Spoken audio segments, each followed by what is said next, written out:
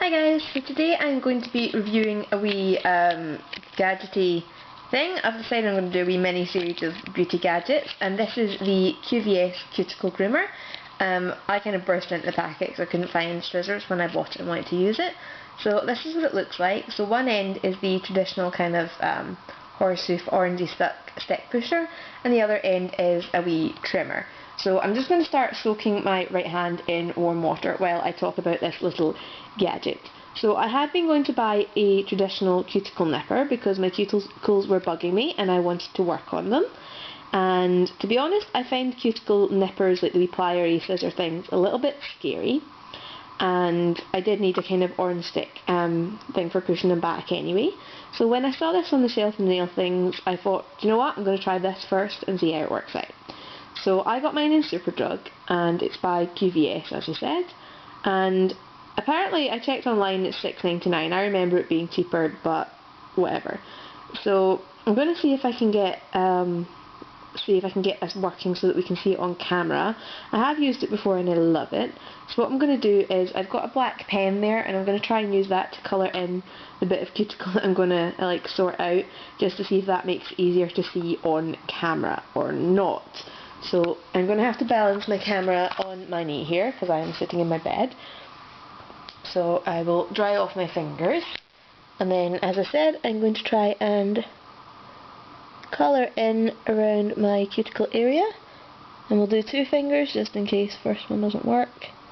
I suspect a lot of this ink's going to come off when I kind of push the cuticles back, because that is the first step, is that you use the hoof end and run the cuticles back. If I have to do more fingers I will, but I'll just see.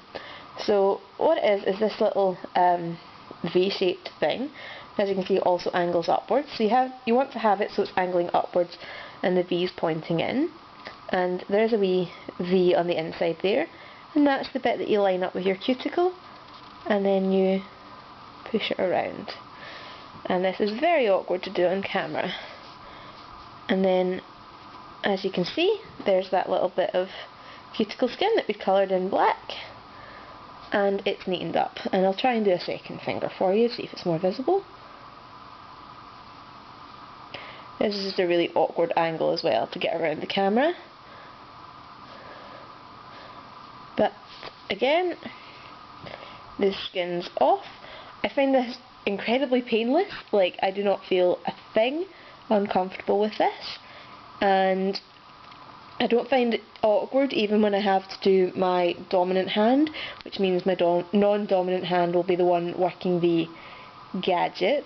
I would definitely advise this for anybody that, likes keeping their cuticles neat, and perhaps like me found the traditional plier-like nippers a bit intimidating, or you find them really difficult to use with your dominant hand.